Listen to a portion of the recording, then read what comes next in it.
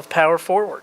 This is our final day of Power Forward. We are in Phase 3, Week 2, Day 3, and we will be sprinting through the tape today. We've got a wonderful set of panels lined up, some really fabulous speakers coming to educate us about all things grid mod and rate design.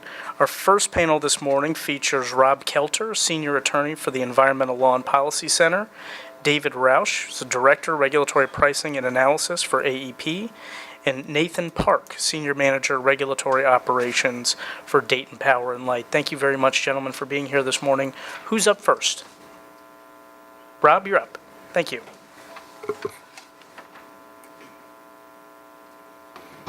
I thought I might be first. Well, I want to start by thanking the Commission for having me today. It's a great opportunity to speak about a really important topic, and we really appreciate the opportunity. So I want to jump right in. Let's see if this works. So the first question is, what do I know about rate design? And I ask this because I was sitting next to Commissioner Tromble on a plane a couple months ago. She may have told you about this traumatic experience. I want to thank Southwest Airlines for their open seating policy. So I'm sitting down next to Commissioner Tromble on the plane. I've got her for an hour. And I said, do you mind talking about Power Forward a little bit? And she said, no. And I said, you know, I'd really like to be on this rate design panel. And she looked at me and she said, what do you know about rate design? Why do you want to be on that panel? So that was the polite way of saying it. The other is, why the heck is he here? So I want to tell you a little bit about that. Before I was at Environmental Law and Policy Center, I did a lot of work over the years on rate cases. I started out my career at the D.C. Office of the People's Counsel. And then after that, I worked at Environmental Action, and I spent 2 years working on policy related to competition in the wholesale market that culminated in the Energy Policy Act of 1992, which really jump-started competition, because before that, there was no transmission access, there was no wheeling, and utilities could block sales between other utilities. So that really changed the face of the market. And after I left D.C., I moved to Chicago for a job at the Citizens Utility Board, where I was Director of Litigation. Dave Collada, one of my former colleagues, was one of the speakers earlier. And CUB is essentially Illinois' equivalent of the Office of Consumer Counsel. And they hired me to come in to be the lead negotiator for consumers in Illinois when we restructured the industry for competition in Illinois. And I spent 3 years working on that from 1995 to 1997. And in fact, one of the lead legislators on that was Doug Scott, who spoke yesterday. So after the Citizens Utility Board, I moved to ELPC. And we do focus on energy and environmental issues, but we have a strong consumer bent. And we do actually believe that consumer and environmental benefits go hand in hand. And I've litigated cases in Ohio, Illinois, Michigan, Iowa, and Wisconsin, including a number of cases on rate design and fixed customer charges. So I do have a lot of experience in this area. What I don't have experience with is the clicker. Let's see. Okay. So I want to talk a little bit about where we are now. And interestingly, I don't think anybody has brought up, in all the speakers we've had, exactly how our rates compare to other states around the Midwest. And they're actually pretty good, quite good, much better than they were before we opened up the market for wholesale competition several years ago. So as you can see, the rates here are on an average, and this is based on Energy Information Administration data, about 12.58 cents per kilowatt hour, which looks pretty good compared to Wisconsin, and it's even lower than Illinois, which is considered a big success in terms of competition. So let's see. The question is, what are we trying to accomplish right now? We already have pretty low rates. There we are. And right now we're all on volumetric rates. So the question is, what about, I think the first question should be, are we doing good work with volumetric rates, which we believe send the right price signal to customers, because the more you use, the more you pay. And this is an important point, but traditional regulation really is performance-based regulation. We've heard a lot about performance-based regulation in the last few days, but under traditional regulation, once you have a rate case, the minute the rates are set, the utilities have an incentive to cut costs, because that rate stays the same until they come in again for another rate case. So essentially, if revenue is too low, they come in, and if not, they stay out. And the traditional system really allows the commission to ensure that the utility is being efficient. Let's see. Uh-oh. There we go. So there are a lot of new ideas about rate design, and I've got the list here. These are in no particular order, but the first three have to do with sort of treatment of utilities. The first thing, I think everybody's aware that a lot of utilities over the last few years have tried to raise the fixed customer charge. We think this is the worst idea of the bunch, because it reduces consumers' control and it sends the wrong price signal. We think that goes against the notion that people have discussed here about giving consumers more control over their bills and more control over their service. The next thing on the list is decoupling, which we think has had mixed results. And we've seen decoupling in a number of states. One example that comes to mind is Peoples Gas in Illinois, which had decoupling long before any of the other utilities in Illinois had it, and Peoples ran the worst energy efficiency programs of the bunch. Far lesser quality programs than ComEd, which didn't have any decoupling. Now, ComEd did have some lost revenue recovery, but they had just, it was a different corporate commitment to energy efficiency. And I think the lesson that I've learned over the years is that it's not about decoupling, it's not about shared savings.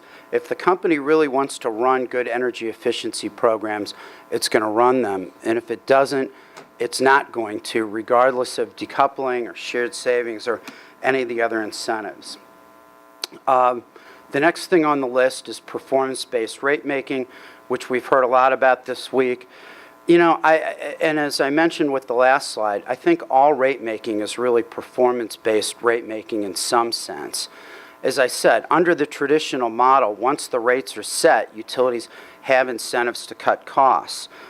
Part of the problem with performance-based rate making in sort of the more forward-looking sense is that utilities are very risk averse. So what I've seen in PBR cases in Illinois and other states is that the only way you get utilities to agree to performance metrics is if they're metrics that they're pretty sure that they can easily achieve. So I haven't seen a lot of benefits from performance-based rate making. In terms of the rates that customers actually pay, we've heard a number of new rate issues discussed. The first that I want to talk about is voluntary time of use rates, which we actually think may have some benefits, particularly if done on an opt-in basis. We think that these should be piloted, and they're particularly important for electric vehicles because we think EVs should be charging at night when the wind is blowing, and the best way to do this is to give customers a rate structure where they benefit from charging their electric vehicles at night.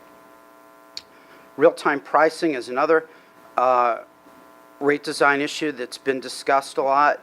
We think that potentially it may have some benefits, but we're very concerned about senior citizens and other low-income customers who may not be so easily able to control their rates. So we think that this is something that if the commission is interested in doing, it should be piloted, looked at very carefully, and again, it should be done on an opt-in basis. The next potential rate design is the imposition of demand charges, which we actually think is a very bad idea, at least for residential customers, because a lot of customers just aren't looking at their usage every minute of the day. They don't understand which appliances and which things cause the greatest usage in their home, and we think that's a difficult concept for customers to handle. Then the last thing on the list is not changing a thing.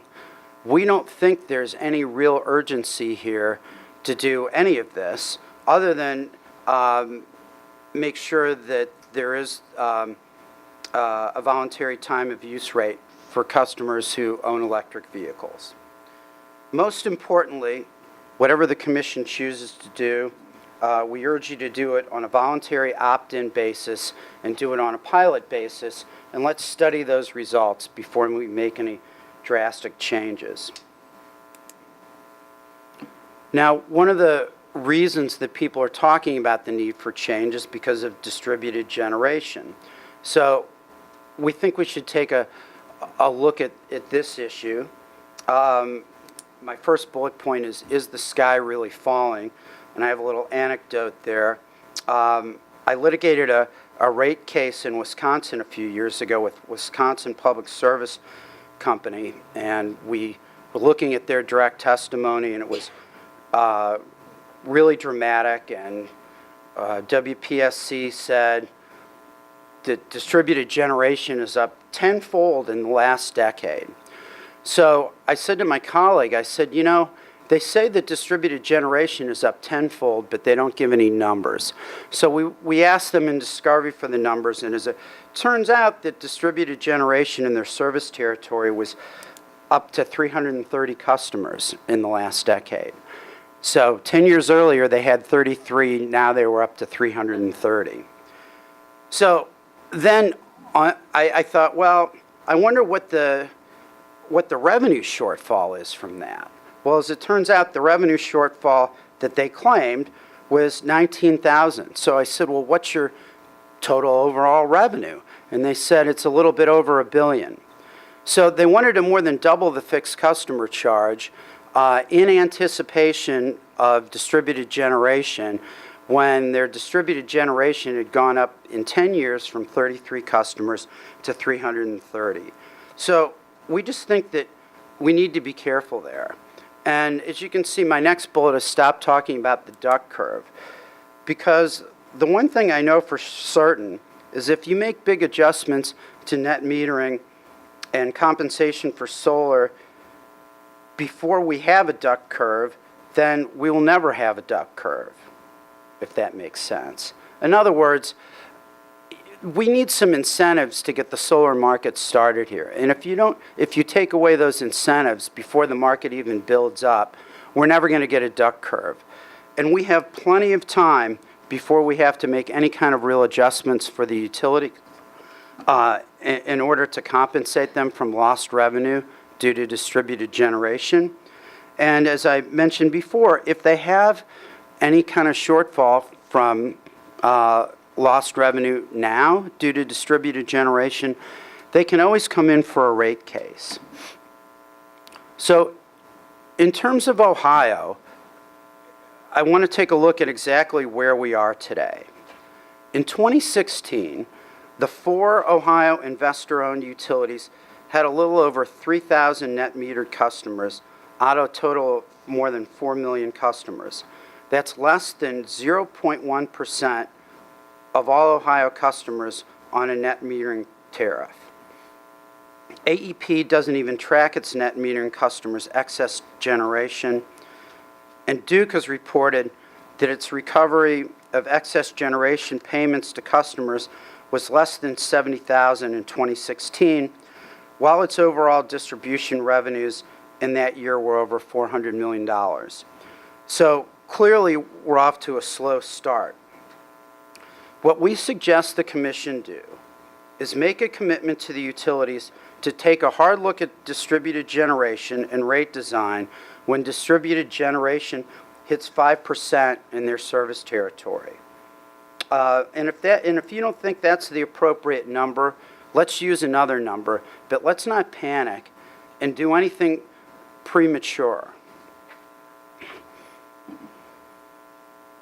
And I think it's interesting here that we've had a lot of discussion about rates and rate design without a lot of, I don't think any of the other speakers have actually talked about what the rates really are right now. So I wanted to point this out in two ways. One is looking at the rates, and the other is the monthly bills. If you look at Illinois, for instance, the rate is actually a little bit higher than Ohio. They're at 12.88 cents per kilowatt hour. We're at 12.58 cents per kilowatt hour. But in Illinois, the average bill is only $91.83 per month. In Ohio, it's $111.15. We think a lot of that is because Illinois has done a lot more energy efficiency than Ohio has. ComEd this year is spending over $500 million on energy efficiency. Now, ComEd's bigger than any of the utilities in Ohio, but it's not that much bigger. So that's just something to bear in mind. So we think energy efficiency should be the top priority in this process. If you want to help consumers by giving them more control and help them better control their usage, the best way to do that is with efficiency. And I just want to point out the statute already requires energy efficiency to be cost effective. So one of the questions that we've had is, why do we put a price cap on what the utilities can spend on energy efficiency? It's the lowest cost resource. And I also want to point out, as staff concluded in the analysis it did for the Joint Study Committee over at the legislature, energy efficiency lowers rates for all Ohio consumers by 5.7%. So, we believe that the most important thing you can do for residential and commercial customers in regards to efficiency is a strong smart thermostat program. This will help customers avoid heating and cooling empty homes. We know that you get savings from these thermostats by avoiding wasting energy. Ecobee claims that you get 22% overall savings on your heating and cooling, which is a little bit higher than Nest. But even Energy Star, with a very conservative estimate, estimates that customers will save 10% on their cooling and 8% on their heating. And the other thing that these thermostats do is that it allows the utilities to easily run a demand response program. So instead of reducing peak demand with demand charges or other penalties on customers, you give customers an incentive to let the utilities and the thermostat companies make small adjustments to their thermostats at peak times. And this way they maintain the comfort in their home, and we get the capacity reduction that the utilities are all concerned about.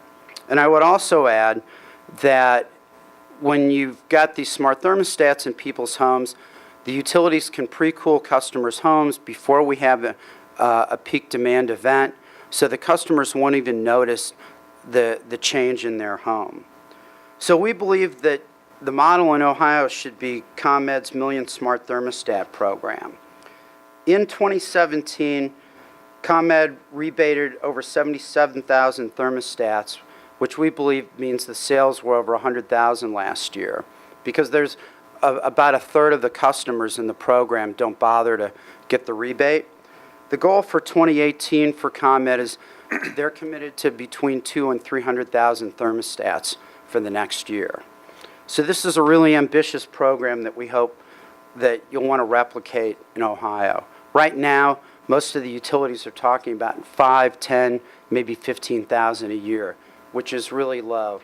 And somebody mentioned yesterday, somebody brought up the question about whether you really need to pilot things. Well, this has already essentially been piloted in Illinois. We know these smart thermostats are working, and we know they're driving down usage, and we know that ComEd is using them in their peak demand program. So, a few final thoughts here. You know, there's a lot of discussion from the utilities about what they want to do for their customers and what their vision for the future is. The one thing I would say that we need to remember is that the utilities are in this to make money, and we need to be careful. And this is, I kind of made this up to be funny, but no CEO has ever said we had a really successful year. Profits are down, but we've held rates low, and customer satisfaction is way up. So this should be, you guys have talked a lot about this being about the consumer, and it should be about the consumer. The customers really want two things. They want low rates, and they want reliable service. We think that really translates to energy efficiency and smart thermostats. And I think, you know, we've all been aware of what's gone on with smart grid and smart meters, and I think there's an example here. I think that some of the benefits of smart grid have been overblown. Smart meters definitely produce some good things for customers. They have some reliability benefits, but not nearly as much as simply trimming the trees properly. But nobody ever gets excited about tree trimming programs, and nobody ever comes up to commissioners at NARUC and says, oh my God, you guys have the best tree trimming program in Illinois. They come up to you and they say, you're doing power forward. This is great. You're forward thinking. You've got smart meters. That's what gets people excited. And I'm not saying that there's not a lot of potential here, but I'm saying I think we need to be careful and that we need to keep our eye on the prize here. We don't think the current system is broken. We think it can be tweaked, it can be improved, but we really believe that customers will benefit the most from increases that we can do in energy efficiency. So that's all I've got for today. I thank you very much for your time. I really do appreciate the opportunity to be here. Thank you, Rob. David, you're up next. Okay. Or is that Christina? Is that right? Okay. Commissioner, Chairman, staff, thank you very much for having me speak today. I'm going to kind of keep it very simple, and at least in my perspective, if I can work the technology. Right. I thought I'd start with a little bit of background. I know our traditional view of the world, average rates are designed for homogeneous classes. And rate design kind of evolved with metering technology. I went back and looked at a tariff we had for Wheeling Electric Company in 1911. Back then, that tariff charged was 25 cents for every 25-watt tungsten bulb that you had in your home. So no meter, no nothing. It was a per light bulb charge. You know, we've evolved over time. First we said, oh, well, we can measure kilowatt hours. So we put meters out to measure kilowatt hours. Then you went out and you said, okay, well, that's not quite good enough for all the things I want to do, so can I measure peak demand? Well, boy, those meters are really expensive, so I can only put those on my really big customers. And then, you know, eventually that drove down, and, you know, here we are today where metering, you can put an interval meter on individual customers, a smart meter, that gives you both demand and energy. And you can measure other attributes too, which the engineers love, harmonics and things like that. I won't even go there. But better metering, what was the point of all that? It was to satisfy the cost accountant in all of us. You know, how can I accurately measure things and then determine cost causation? So then I can set rates based on cost causation. So, and in the past, everything was, you know, creativity at the edges. You know, we didn't get too creative, didn't go too out of the box. You had to avoid undue rate discrimination, right? You know, you were putting in technology and meters, you're putting in long-lived investments. You know, you're putting a meter in, those good old meters that just spun and spun and spun. You could take a sledgehammer to those things, they'd still last 30-some years, right? I mean, the meters we're putting in now are kind of like cell phones, right? You know, they're electronic devices, they don't last nearly as long.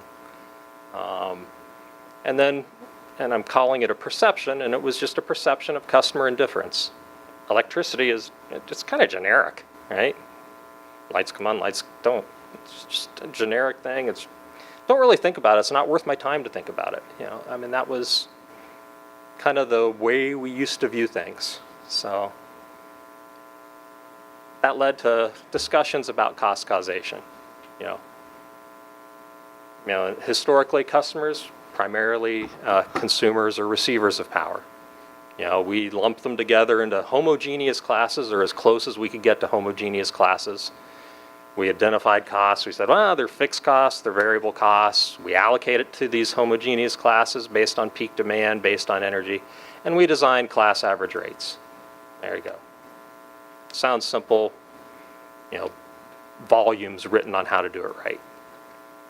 But that's changing, right? The world is changing. How is cost causation changing? Well, people are using the grid differently. People are now generators, you know, putting solar panels on their home. They're you know, looking at other technologies. They're plugging their cars in at home. I mean, who would have thought of that?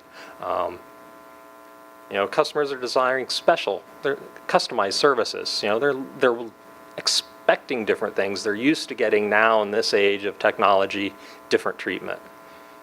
You know, so when you look at all that, you say, well, then maybe the way we're thinking about costs should change too. So should costs be treated or allocated differently because the grid's being used differently. So now, you know, customers are wanting customized rates, designed, supported, you know, the discussion earlier of opt-in rates. Well, people want choices, right? And people appreciate choices sometimes, even if they're not going to make that choice, but just knowing that choice is available to them. But the guiding principles are unchanged. You know, the philosophy is still cost should be borne by the cost causer. We still need universal service, right? We can't go to a competitive market and say, oh, I'm sorry, your credit's not very good, I can't sell you that car. You know, I can't say that, you know, your credit's not that good, I can't provide electricity to your house. No, we still need universal service. And there still needs to be some type of average or basic service rate, you know, a background rate. Another issue we have to think about in all of this is people are using the grid differently. How we fund social programs needs to change too. You know, if you look at PIP funding, the low-income funding in Ohio, it's a per kilowatt hour charge. So if I put a solar panel on my roof, now I'm contributing less towards that social program. You know, same thing with the kilowatt hour tax. You know, it's a per kilowatt hour charge. So as I put solar panels on my roof or I do other things, I need to think about what's the right way to fund those things. So, you know, I'm sorry I'm going a little fast, but you know, the classic thing we talk about, variable versus fixed pricing. Pricing for variable costs, piece of cake. You know, back in the days, you burn a therm of natural gas or whatever it is, CCF, I'm not a gas person, and you know, you pass that cost on per kilowatt hour to the customer. Fixed costs are always the challenge. You know, how you price fixed costs has been a debate for as long as utilities have existed and is still a debate no matter how fancy technology's gotten. You know, if you avoid the peak hour or peak hours, but use all the other hours of the year, do you get to avoid all the fixed costs? You know, people debate that all the time. It's kind of the old bus going down the street debate. If the bus is going down the street and there's room on it, should you be able to ride for free? Because there's room, but if the bus is going down the street and it's full and you don't try to get on, then what's the answer there too? So there's a debate about how you handle fixed costs. Is there some reasonable fair share of fixed costs and how you handle that? You know, it existed in the past. It existed when you were pricing interruptible service. It existed when you were, it exists in the discussions around net metering. It exists in the discussion of how you send price signals to large industrial customers. How do you, can there be mixed signals in that as well? So these debates, I mean, there's volumes and volumes of economists writing theories about how all this should be done. Is there one right answer? No, but there's got to be an equity concept, or a fair share concept. And that's kind of what I view the commission's role has always been, to sit in there to be there as an arbitrator, to think about this and say, there's a lot of good reasons, there's a lot of rationale, but what's the fair, equitable place that we need to be from a public policy standpoint? There was value. I think people yesterday were talking about value stacking and all that. Every time I look at that, it makes my head hurt because there's so much conflict there. If you look at, okay, well, I'm putting something in for distribution purposes, and that's my primary intent. Okay, well, I'm going to use this to manage the distribution grid in a way to avoid some investment. Well, then, if that's its primary purpose, it's got to be, that's its priority. So when I'm, say I'm using a battery, and that battery can only discharge for 2 hours. Well, I'm going to use those 2 hours to manage the distribution grid, but that might not be the best 2 hours from a generation or transmission standpoint. So if you say, well, my value stack is distribution plus transmission plus generation, you've got to establish a prioritization point to say, what's its primary focus? If it's there for distribution, that's the primary need. If you can get some collateral benefit out of T or G, that's great, but its priority's got to be D. So those mixed signals you have to deal with. These are questions, I'm not saying I've got an answer for them. They're just things we need to think about as we go forward with all this. So other questions that come up, generic pricing versus targeted pricing. What's better? If I have put a program out there that asks all customers to reduce their usage at time of peak, is that better or is that worse than a program that says, well, I only want the customers on the circuits that I've got problems with to reduce the time of peak. The other guys, there's really not that much benefit for you to do that. Which way do you want to structure the program? Well, in the past, the only way you did it was a generically available offering to everybody. Maybe that thought process has to change now that it's a targeted program to say this is for people that live in this constrained area. That's a different way of thinking about things than a dumb old regulatory guy like me is used to thinking. So what are the pricing implications of all that? It's a kind of an interesting question. If I happen to just by sheer choice end up on a circuit that's congested, I move into a home. I'm fortunate enough to buy a home, and I move into a home, and it happens to be on a congested circuit. Should I pay more because chose to live on a circuit that's congested? Or conversely, should I be able to get better credits for reducing my usage because I'm on a congested circuit? It kind of goes back to things, if you look way back in the days where we used to have city rates and country rates, do those things come back in some form? I don't know. There's a tipping point. There's a balancing between treating everybody fairly and treating everybody. And then you've got to do a little of both, I think. Enabling technology. This is what makes things fun. Technology should make whatever it is easier. We got to do the smart thing without having to worry. Smart thermostat. You program your smart thermostat, or I guess the new ones you don't even program anymore. You just put them on the wall and they learn. But I don't have to worry about that. I put it in, it's done. I don't have to think about it. I don't have to worry about it. It does what it needs to do. Or can I get the feature or option that I want? I want to charge my car, but I want to do it fast. I want a fast charger. Technology makes all these things easier, and it's really, I think, the technology that is going to allow us to do different things with rates. I picture trying to explain to my mom a real-time pricing rate. It's not happening. I'm not going to be able to explain that to her. I love her to death. Smart lady. Not a chance I'm going to explain a real-time pricing rate to her. give her technology so that she, explain it at a reasonable level, give her technology, say you don't have to worry about it. This is what it's kind of going to do, and it's going to save you some money on your electric bill. Maybe she'll do it. Maybe she won't. It depends. So customers have a perception about what something's worth versus the effort required. And so technology is really neat in that it can minimize the effort required and allow them to do things that are beneficial, like save on their electric bill. So I kind of hit on this a little bit earlier. Technology enables customers' options. There's kind of a tipping point, a decision we have to make. What things should be available to everybody? What are the basic service items? What are those things that should be available to and paid for by everybody?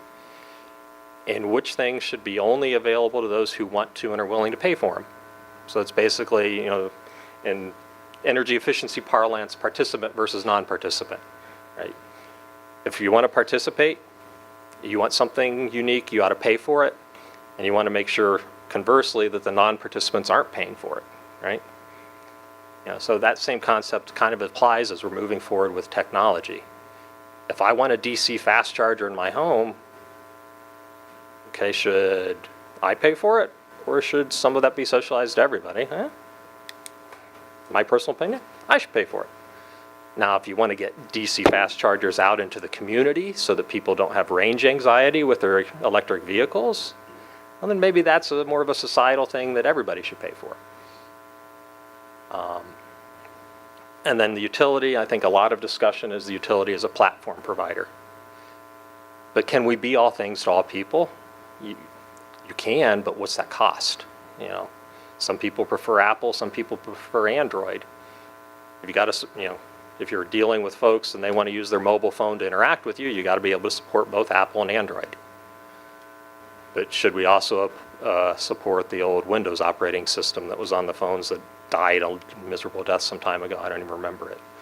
And that leads to the last point. Technology changes so quick. Equipment that we used to put in, that meter that you could hit with a sledgehammer and it'd still work fine for 30 years or more, now we're putting in cell phone meters. Or, meters that have cellular type technology in them, electronics that either they have a shorter useful life or they become obsolete. The manufacturers say, I was making that 7 years ago, but I'm not making that anymore. I'm not supporting it anymore, and I'm not offering you software upgrades to keep it secure anymore. All those things have a greater impact on the utility as well for a lag in recovery. So I'll wrap it up real quick here. These are great times. These are exciting times. We've got a lot of fun opportunities here. Technology challenges all of us. It challenges all of us to adapt. We've got lots more data coming in as we roll out smart meters. We got all this great interval data to design rates. We've got lots more information out there we can use. That's fun. That's fun. And so more rate options are possible because of this technology, but we got to balance. We got to have a balance of, we need a background rate, you need a basic rate. Now, whether that's a plain vanilla per kilowatt hour rate, whether it's a time of use rate, what that background rate is, that's an important decision. But you've also got to support options. And supporting those options, is going to require all of us working together, making sure the data is secure, making sure the data is available, making sure, that participants pay what they should pay and non-participants aren't being hurt. You hear about it with energy efficiency, right? Industrials, customers, you hear it often, they want to opt out because they're doing their own thing. Okay, so they're a non-participant, they don't want to pay, that's fine.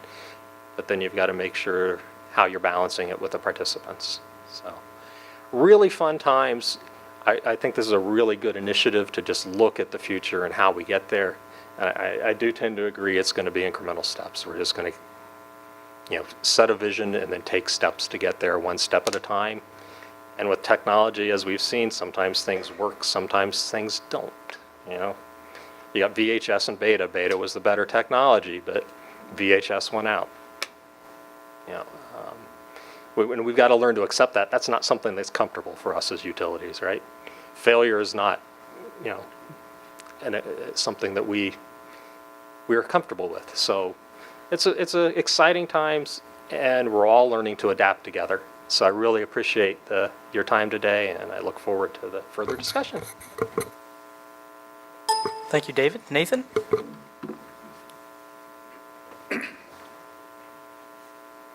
Good morning. Mr. Chairman, Commissioners, staff, thank you for including us in today's lineup. As mentioned, my name is Nathan Parke. I am in the Regulatory Operations Group at Dayton Power and Light, which is part of AES US Utilities. We are pleased to have the opportunity to speak today and to share our thoughts around rate design in the context of grid modernization.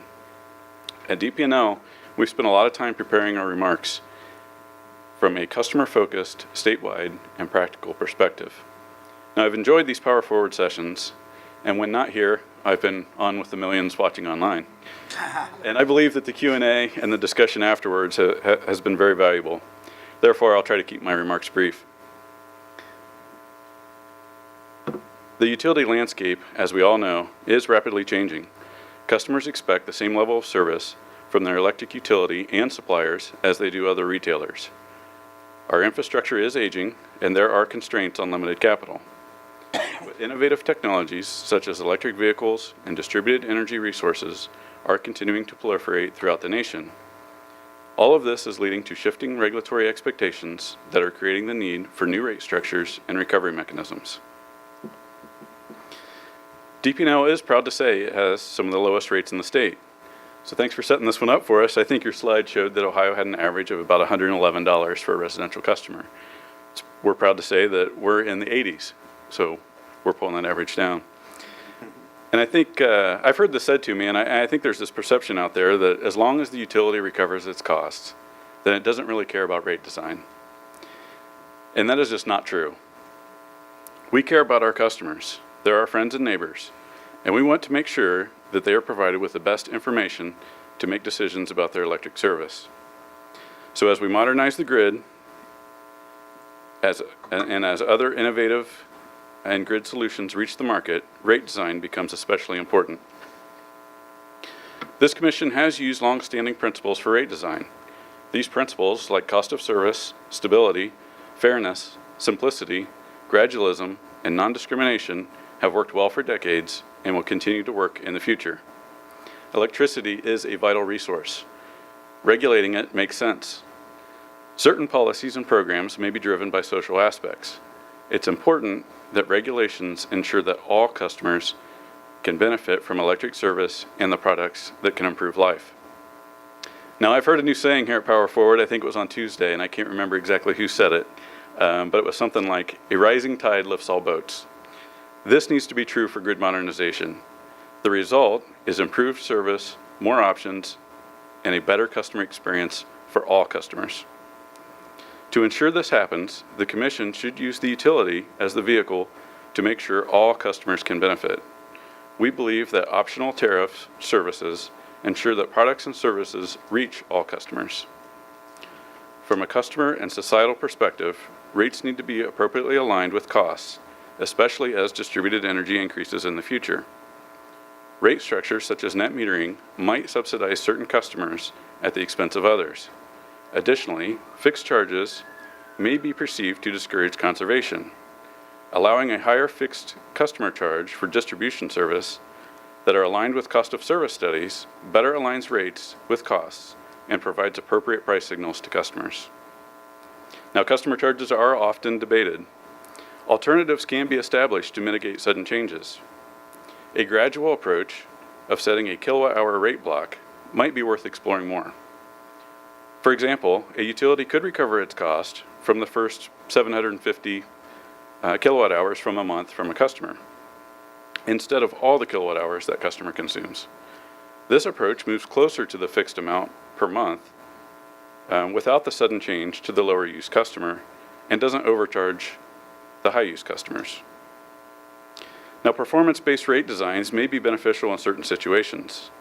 Innovative rate structures help identify positive incentives and outcomes and can enable effective design for distributed energy efficiency programs, and can increase the customer's enrollment in time-varying rates, including electric vehicle rates. But these options are not one-size-fits-all. As you know, each utility is at a different place for implementing smart grid technologies. On time of use rates, DP&L believes that this is primarily a generation service option. DP&L recommends that both the standard service offer and Crest Marketplace offers can be established to maximize customer savings. These advanced rate options, along with prepay service, provide options to customers to conserve energy and reduce associated costs. However, these rates are not possible until the deployment of smart meters and the granular usage data from those meters is available. Again, we believe the Commission recognizes that each utility are in different stages of their modernization and that each need continued certainty to move forward with smart grid plans as quickly as possible. So in summary, now is the time to invest in modernizing our grid. Innovative rate designs and appropriately structured rates and riders need to be in place to align the interest of customers with utilities and regulators.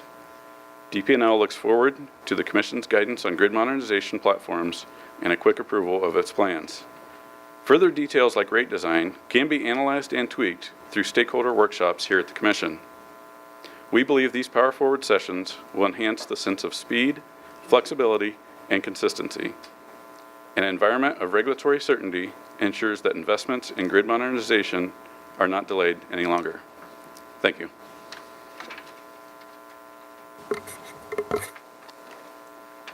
Thanks very much. Who'd like to begin? Tammy? Is it on? Hello? Thank you all for your presentations. Mr. Parke just indicated, we were talking about rate design for time of use rates, that from his perspective, that time of use rates should be designed around generation rates. I'm curious from the rest of the panel if that is your proposal or your recommendation, or do you think that time of use rates could be extended to distribution and transmission rates, or only generation?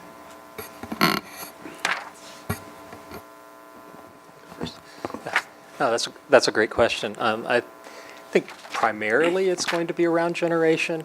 I think the challenge, and I kind of brushed on that a little bit, is, distribution being fixed costs, it's a little more, and I guess in my view, somewhat judgmental there, because if you say, well, if somebody manages to stay off your distribution peak, should they pay nothing for the distribution system?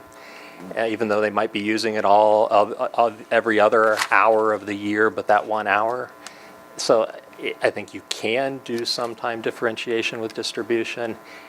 It's just you get into lots of economic debates at that point. It's challenging. Yes. And ELPC's position has always been a little bit different about this. We don't believe that those delivery, that everything on the delivery system is actually a fixed charge, because the more consumers use electricity, the bigger the transformers you need, the faster they need to be replaced. So we think if you're going to send price signals, we think those price signals should be for both generation and distribution. Howard? Just want to follow up on that. When we're talking about rates thus far, we are very familiar with the PJM rates, the day ahead, and the real time. If we were going to move down and recognize rates that took into account the distribution system, how would those be set? How would the adjustments be made? Or do we have to have a new set of price inputs?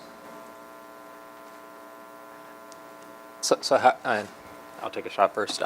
So just to make sure I understand your question, Mr. Petrikoff, if you're thinking of, do you need to create like a LMP congestion calculation algorithm on the distribution system? That's my question. Do we need to? I mean, right now the LMP is done on the basically the nodes that are selected and followed by. Sure. And if in fact we're going to take into consideration now the equipment that's down at the distribution level, where will the prices come from? Where will we recognize? How will they be established? Do we have to have a new market for that, or are there adders or detractors that we would take off of the RTO prices? How would that be done? That's a great question. We experimented with that a little bit in GridSmart Phase 1 with the RTP DA congestion algorithm, dual auction congestion algorithm that we worked with Battelle and PNNL on. And it was basically this: you started with the LMP, and then you had to overlay a signal for distribution congestion. And you started with kind of the starting point, the bucket of costs that you had at the distribution level, and then you sent prices to devices to kind of encourage folks to move. But you end up, when you do that, if you charge a premium during congestion time, that's like extra money that you then have to circle back and feed back to everybody, because you don't want to end up at the end of the day saying, because you built your house on that congested circuit, you should end up paying more than your neighbor, back fence neighbor who's on a different circuit that's not congested. We may need you to do different things and send you price signals to do that. But it's really complicated. I mean, the technology, this was what, 2014, and the technology was very new and very difficult and didn't always work right. And what do you do for the 90% of circuits that don't have any congestion issue at all, right? I mean, so then there really is not going to be a whole lot going on those circuits potentially, if you're applying kind of the RTO congestion construct down to distribution. Now, you can do it in a much cruder way by just having on-peak, off-peak prices like Ms. Turkington raised for distribution. But then there's a judgment of, okay, well, how much is that differentiation? Because if I put a transformer in at your house, whether you peak 4 in the afternoon or 10 at night, that transformer needs to be sized to meet that peak. So that's kind of the challenge I view in the distribution side. Well, we have a different approach. We think that in those areas where there's a lot of congestion, rather than using pricing, that the utilities can use energy efficiency, and they can work with customers in those areas to take greater advantage of energy efficiency programs. I mean, I think equity is always an issue. So, if you're going to give somebody a discount on a smart thermostat or on a new furnace, I think everybody has to be able to get the same discount. But utilities can work in congested areas to promote those things so that more customers take advantage of them in that area and sort of approach it from that perspective. Would that be on a discrete level? So, for example, if I live in a congested area, one that's undergoing a lot of growth at the moment, and the service into the area does have a problem, would there be like a credit system if I put in a battery or turned over my EV battery for use? Well, I think then you get into some equity issues in terms of, you live on Main Street, somebody else lives on Park Street, and the other person 3 blocks away might not get the same discounts you're getting. But I think that doesn't mean that the utility can't work with customers on your block to take better advantage of the energy efficiency programs, and at least try it from that approach first, because that's generally the least expensive way to address the problem. Actually, we have done it in the past, and Dave, you may have some comments on this. I mean, we've had zone rates which recognize that you were way out in the country and we had to run, lots of transmission to get to you, and we had different rates for that. So, I mean, we have played with that before. And you think that may be a direction we're heading back to in some ways. I mean, I don't know that it's necessarily going to be mandatory, but I kind of perceive that customers have different expectations, so where there were going to be different offerings. So, I mean, your thought of, okay, well, this is a congested circuit where in a few years, I may need to upgrade a substation. So maybe I go out and like Mr. Kelter said, you go out and target market in that area, but maybe it's not just energy efficiency you're target marketing. Maybe you're encouraging them to consider a battery that you're allowed to dispatch behind the meter, or some other equipment in that way. So but that's really not the way we're used to thinking about things. We've kind of gone to the more homogeneous. So now to go back, and I think it's the direction we're going to head, is that we have these customized offerings that we need to make to solve particular problems. So it's really neat. It's really neat to think about, but it really starts to make your head hurt. And Yeah, I think I agree with these guys, and I think the only thing I would add is that if there's a policy or a social cause, if you're wanting to encourage electric vehicle rates or something like that, you might do some time varying options to try to encourage that. I guess I would be a little cautious, though, not to over incentivize something. And I think that's kind of our concern with like the net metering.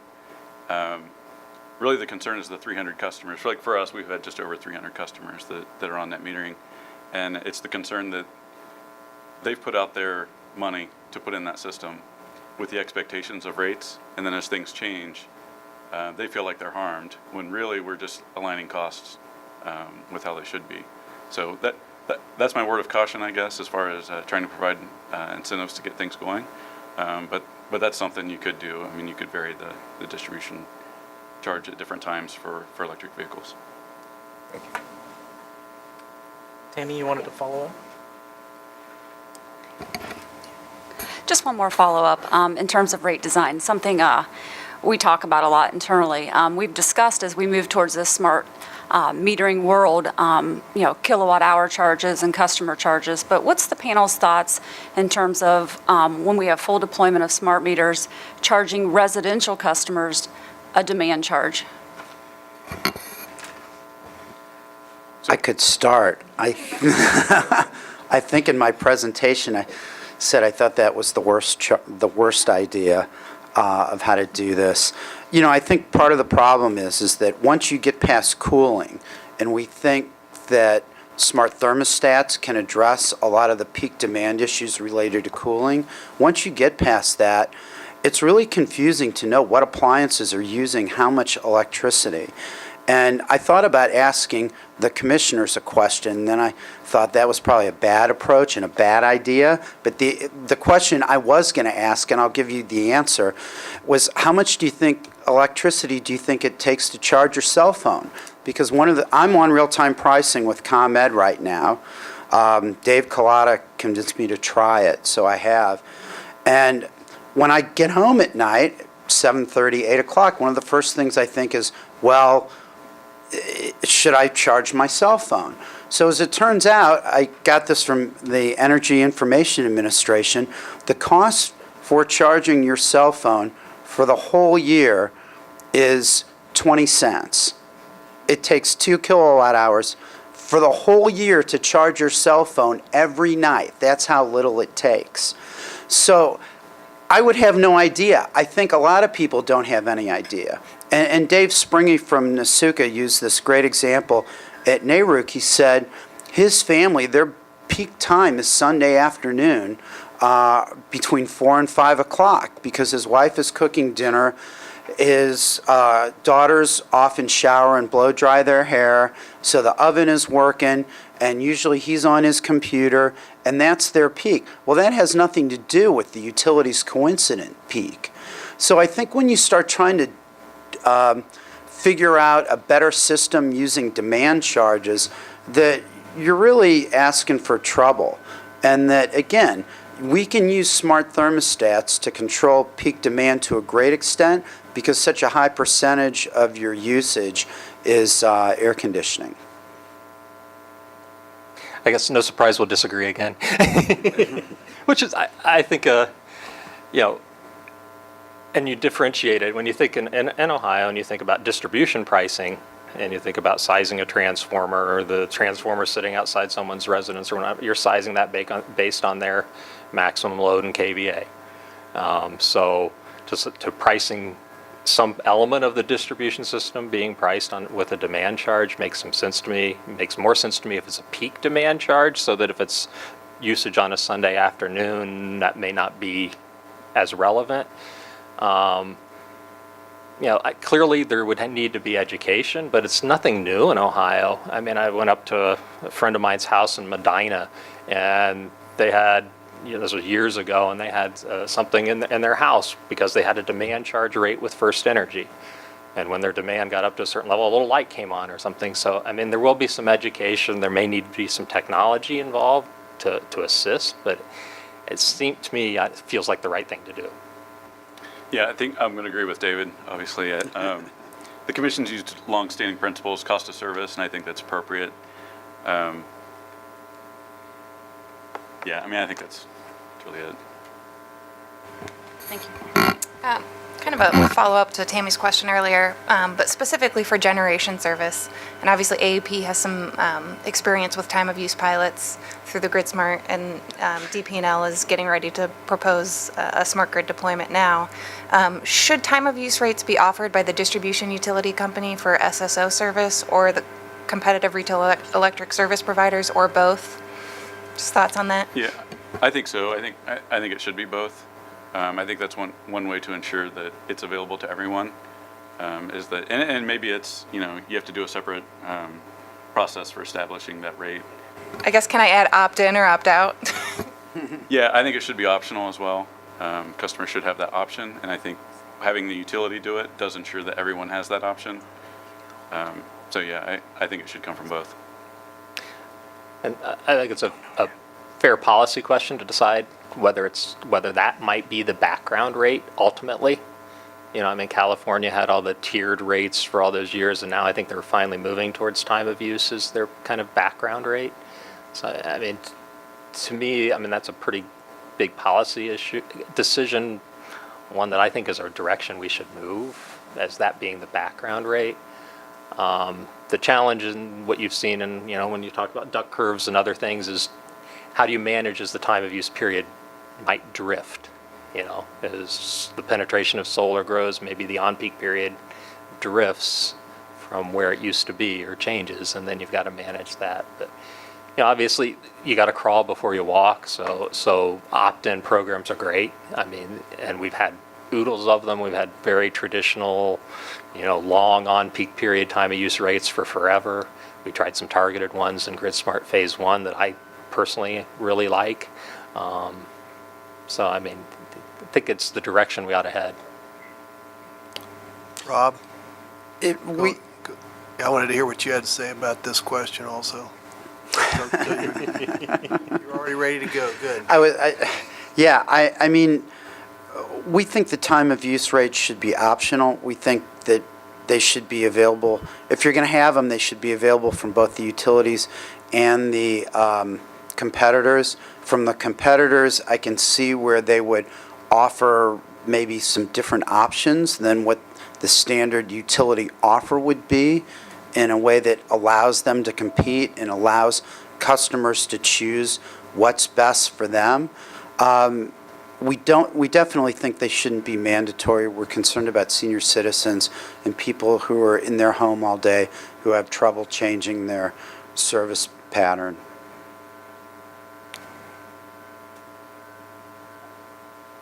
Any other questions, Dan?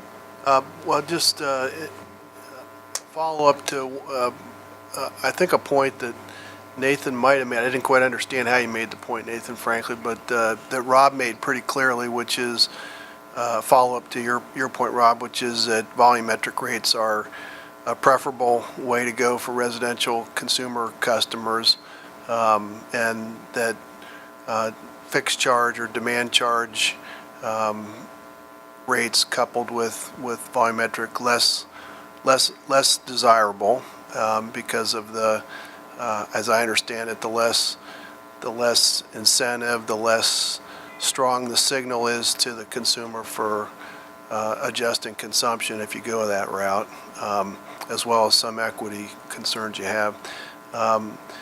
But if we are going to make some changes in the rate structure, assume that that's going to happen compared to what we currently do. I'm also interested in your point that at least in some areas, the current penetration is so low that it really doesn't matter what the rate design is, so leave it on a volumetric rate, I think was your point, Rob. And Nathan, I didn't quite understand your point. It sounded like you had like a declining block rate approach to dealing with either this or a related area. And so my question for the three of you is, what do you think of the kind of the rate stability, kind of the long-term impacts of not addressing rate changes that might be appropriate up front on the ground, that they're not necessary at this point, so you can defer dealing with them? What do you think about the impacts long-term on rate stability of taking that approach? Do you think it creates risks? I think one or another of you might have touched on the risk of, and maybe it was you, Nathan, of people becoming accustomed to a certain rate structure, making commitments based on their understanding where the rates are going to be, and then changing the rates on them. Do you think there's a rate stability issue that we face, Rob and Dave and Nathan, if we take your approach, I think the approach that you advocate, Rob? Well, I guess part of the approach that we advocate is for customers who get in on solar early and who are willing to make that investment early. There are a lot of societal benefits. Part of the reward for those societal benefits on the environmental side, on the grid side, is that those customers should be grandfathered in. And you're only talking about, a small percentage of the customers, so that when customers invest now in distributed generation, they know that they're going to get that rate for at least the next 20 years. You raise valid questions. The grid is changing, and we may need to explore different rate designs in the future. We don't think there's a need to rush into it. And as I said, and I don't want to sound too much like a one-trick pony here, but the smart thermostat can really be used to make adjustments for customers where their comfort isn't really changed.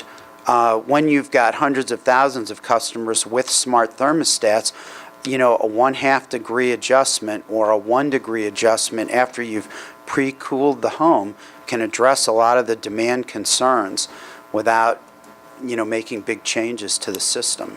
So you're getting back to the my rate stability question, dealing with your 5% rule of thumb for making changes to rate structure for distributed energy resources. Your answer, or the way you address the dislocation that might otherwise occur when you try to change the rates at that point is you leave the people who got on the rate early, you grandfather them on the prior rate design, and you just apply the changed rate design to the next phase of adopters. Is that what you said? Yes. Okay. And as it so happened, I got to watch that firsthand. I taught at University of San Diego Law School for half a semester a couple winters ago, and I happened to be teaching right at the time. Like California, they said we're going to allow customers, I think it was San Diego Gas and Electric Service Territory, they said after we hit 10% of the customers having distributed generation, then we're no longer going to offer net metering, and we're going to have a different rate structure. And I got to tell you, it was hysterical. It was like political season there, where you turn on the television and all there are is ads from politicians.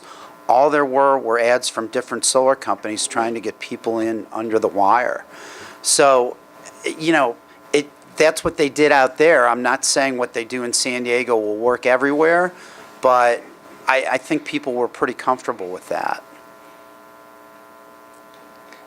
And my thoughts, and I think it's a broader question than just net metering or DG or any of that. It's just a broader question as far as rate design in general. And I think you have to, it's reasonable to transition gradually. So I'm just going to make up a hypothetical. Say you wanted to move to residential demand charges for distribution service only. And you said, well, okay, maybe the initial rate out of the gate is instead of going clear to a $3 demand charge, which is the full cost, you start at 50 cents or $1. And you start your education, you get people used to it, and at that point it doesn't matter. At that point they understand it, and it doesn't matter much on their electric bill. You know, if they misunderstand, they're not, it's a 50-cent demand charge. It's not the end of the world. I mean, a really huge house is 10 kW. So that'd be, you know, if they messed up and hit 10 kW instead of 7 1 month, that's $1.50. You know, so you could transition over time. I think flash cutting is painful. And so I do think a transitional approach, if you're moving the background rate, makes a lot of sense. So say you're moving to time of day, same concept. You know, you could have very slight differentiation on peak off peak initially. If you were heading in a direction where the differentiation was greater, start out with slight and then gradually adjust it over time. So I'm conservative. I think you want to make changes gradually and avoid lots of phone calls to the complaint lines. Yeah, so there are a couple things there in that question. I'll try to hit them all. But really, the benefits of advanced meters is that you can do more with rates. You can have advanced rates, and you can better align rates to the cost of service. And that's kind of what I was trying to explain there. But I do think, you know, there are things like net metering that, you know, that might be an incentive to get people to do it. And he mentioned that, well, once you get to the 5% or whatever, I guess I'm cautioning that those who signed up in that 5%, you're going to then change the mechanism for them because you've reached that, and they're going to perceive that as harm. And I guess I don't think it's really harm. It's just you're getting better aligned the way it should have been all along. But there'll definitely be those who did it first feel like now the game's getting changed on me, and I don't like that. What do you think about the idea of holding them harmless from the change, that first 5%? I think that's Rob's suggestion, is that you just give them a grandfathered rate and the original rate that they bought into, and only apply the new rate to the others, the subsequent adopters. I mean, that's something that can be considered. I mean, I think there's a lot of options out there, and I guess I would question what the ultimate goal is. So if it's something like net metering, we're saying, well, we want renewables out there. Well, what are you really trying to accomplish? Is it that I want a certain megawatt amount out there? That I want a certain percentage of customer participation? Or am I really trying to decide who owns it, and I say I want customers to own it?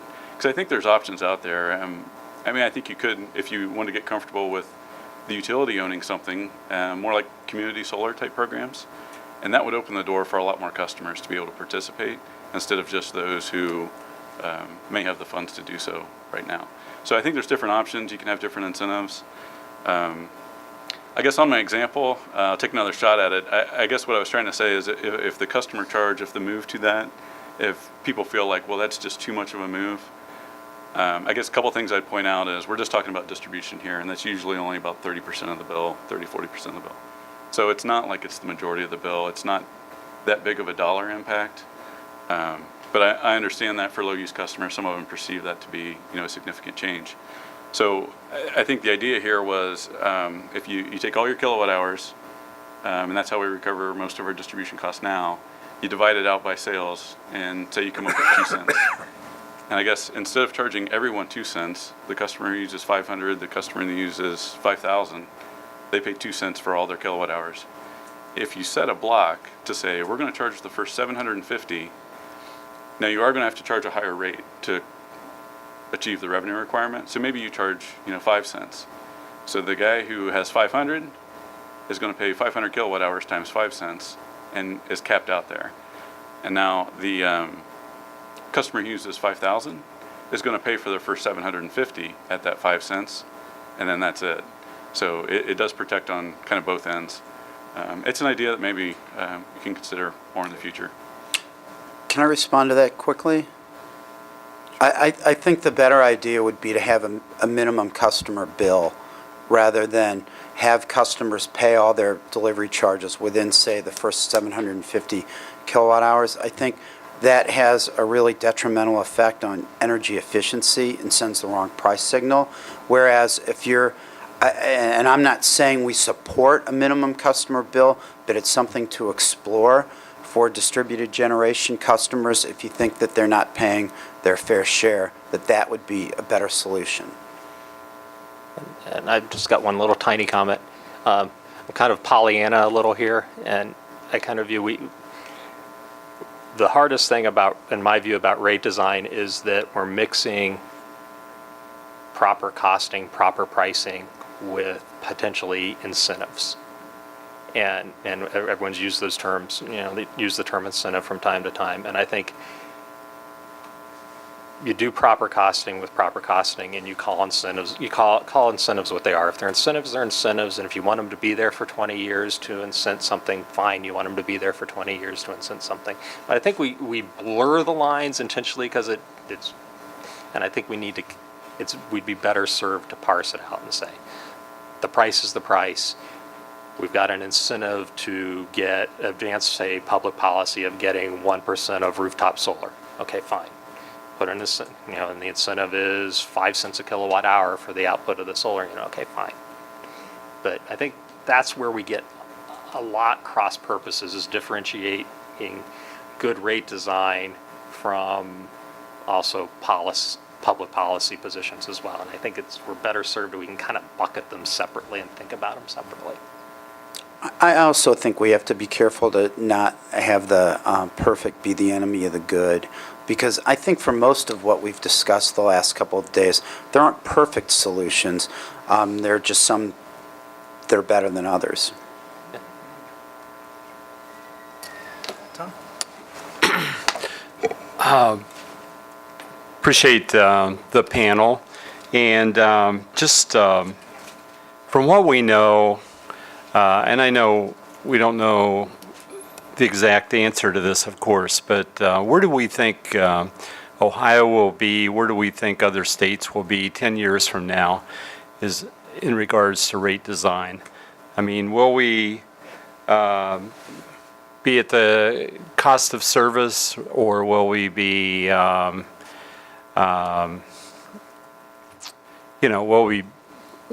do you think we will be? I'll try first. I guess if I view it relative to some of the other states I work with, I think Ohio, just by the nature of the construct now, is different in that you can think about things a little more granular. You can think about what's the right way to price distribution service, what's the right way to price default generation and transmission service, what's the right way to interact with the various technologies that are going on, and how much is, and what's competitive and what's non-competitive. So I think in 10 years from now, where will technology be? I think we'll be a lot further along the learning curve, but I don't think it's going to be, Star Trek Buck Rogers type progress. I think we'll have made significant incremental progress. We'll have programs where we're interacting with technologically with behind the meter devices, and maybe they're being dispatched to benefit the system as a whole. I think will be there. I think we'll be engaged in that, but I think it's going to be very incremental. It'll look different, but it's not going to look radically different. That's my personal opinion. Yeah, I'm talking about rate design. I'm sorry. No. Yeah. Can you? I don't perceive it being that much different. I don't perceive the distribution rate design being that much different. We may have started to introduce demand charges. We may have adjusted things to a concept to say, well, there's a grid connection charge. If somebody's, the most radical thing I could see in rate design would be the grid connection charge, to say, okay, well, you've got solar panels, you've got a battery, you've got everything else, but you're still relying on the grid unless you've gone off grid. you're still relying on the grid to be kind of there for you as a fail-safe. So maybe there's a connection charge that doesn't exist today, or it exists today and we call it a service charge. Otherwise, time of use rates, I mean, I don't see the rate design changing that much. It's more the technology giving customers the ability to respond to that rate design and do the right thing. Time of use rates might be there. That's about it. I'm sorry. Yeah, I think in 10 years, I mean, you'll have full AMI development. You'll have a lot more information, better data. I think you'll be able to set rates more along the cost to serve. Like you said, there could be like a connection type charge, and then you might see charges for imports versus exports as customers are either generating or having batteries or different things.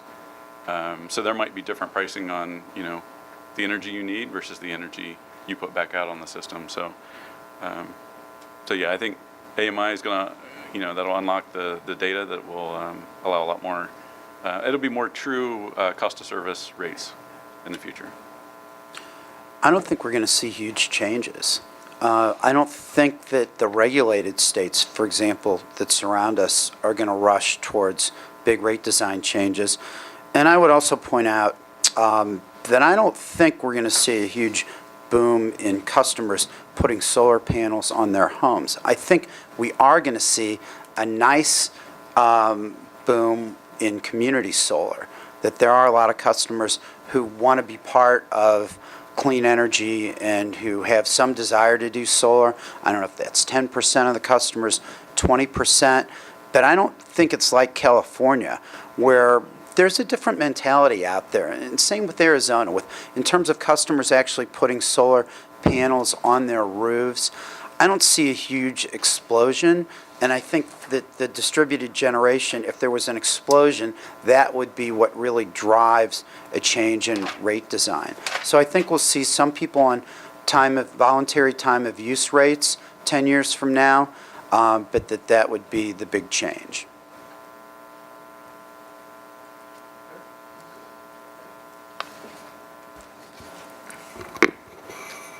Hi. Yesterday, we talked a little bit about straight fixed variable and decoupling. And this process is meant to be educational for us. So I put that out there from the standpoint that, we understand some of these terminologies, but they seem to vary according to the way each speaker wants to speak about them. So I was wondering if you could provide a little more information around straight fixed variable decoupling and fixed demand charges and your views on those as far as going forward. Sure, I guess I'll start on that one. As far as straight fixed variable, that's something that I know the commission's looked at on the gas side probably over a decade ago, and I think at that time they moved to more of a full type distribution costs are going to be all fixed and as a customer charge. I think they went to that. I know this commission's looked at it from time to time and has considered it. We think it's appropriate so long as it's aligning with the cost of service. I think our most recent filing we included principles of straight fixed variable in our cost of service study. I guess to combine a couple of these pieces, through that it had about half of the residential charge was proposed as a customer charge. The other half was a demand component. So if we had meters and was measuring demand, we could charge it as demand. But for customers who don't have demand meters, we propose that those costs be recovered over the energy charge. As far as decoupling, I think that's been a key to making energy efficiency work. I think the utilities need to be made whole. I think it was talked about a little bit yesterday that, when energy efficiency came out, you're basically trying to get the utility to partner with people who want them to sell less of their product.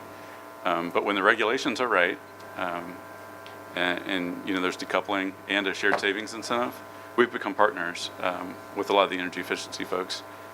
So we think it's a good thing. So as long as the regulations are in place and interests are aligned, we think it's a good thing.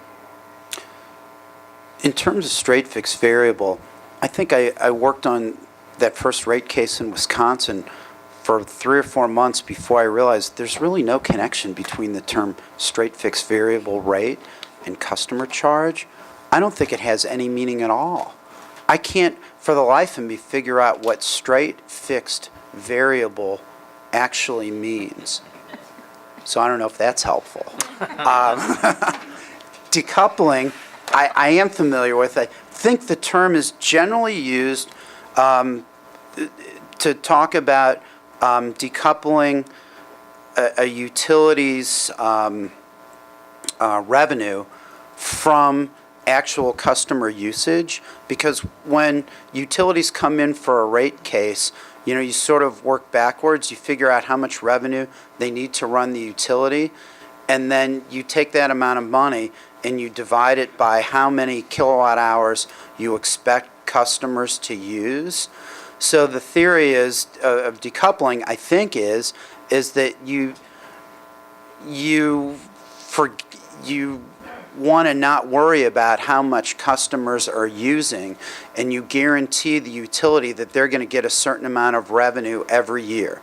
So if customers use more electricity than anticipated that year, there will be a refund to customers. If customers use less electricity than projected in the test year, then there will be an adjustment over the course of the next year on customers' bills. So the way it's worked in Illinois, for instance, and Peoples Gas is a good example, because Peoples Gas asked for decoupling, and then we had these really warm, or we had actually bitterly cold winters. And under traditional rate making, if utilities just if customers use a whole lot more therms, that's a windfall for the utilities, and the utilities ended up having to give all of that back. But really the theory is to make them whole from energy efficiency. And in practice, like I said in my remarks, with some utilities it's worked, it's removed a disincentive, and with others it hasn't. Essentially at a utility, you've got 10,000 employees who have spent most of their career trying to get customers to use more electricity. And by simply saying you're getting decoupling, it hasn't sort of made the ship do a 180 with a lot of the utilities that we've worked with. And I think the last question you had was on demand charges. And I think the concept with demand charges is that the system is built, as a lot of people talked about, to serve customers at peak times. And the theory behind a demand charge is that you want to send a price signal to customers that if you use a lot of electricity at a peak time, then there's a strain on the system. And we just think there are better ways to do that, and that demand charges aren't necessary. And I get the rare opportunity at this point to say, on straight fixed variable, I agree with Mr. Kelter. I think it's a term that is very challenging to get a clear definition on what people mean.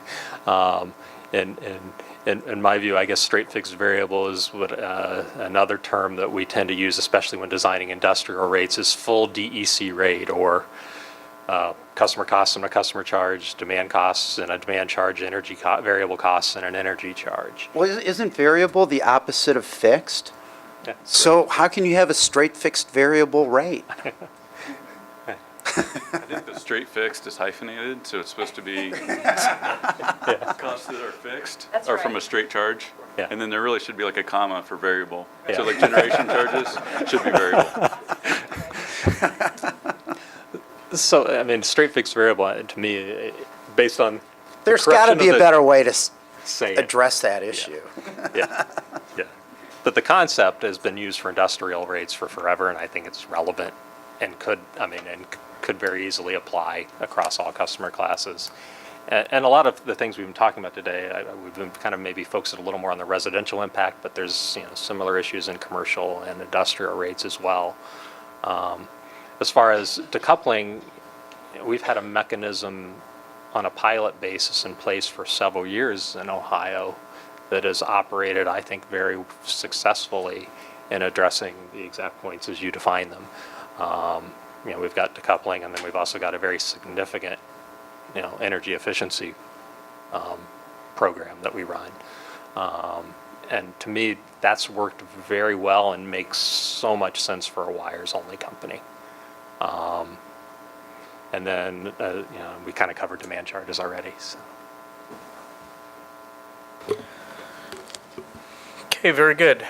I'm not going to lie to you. I missed this entire presentation because there are a number of outages actually downtown and in other pockets of Columbus. So I've been managing that telephonically here while you've been speaking. But that's why this has been recorded, so I can go back and look at this. So I'm normally very inquisitive, but have been managing some interesting issues this morning.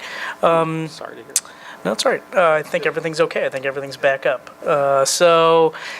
Anyhow, I don't have any, I have no questions for you, I'm sorry, but maybe. Well, that explains why I couldn't get a good read on your eye contact when I was speaking. I was trying to look at all the commissioners and figure out what they were thinking. I was sweating, actually, in this seat. So anyhow, thank you very much for your participation today. Round of applause for our panelists. Okay, we are adjourned until 10:45. Thank you.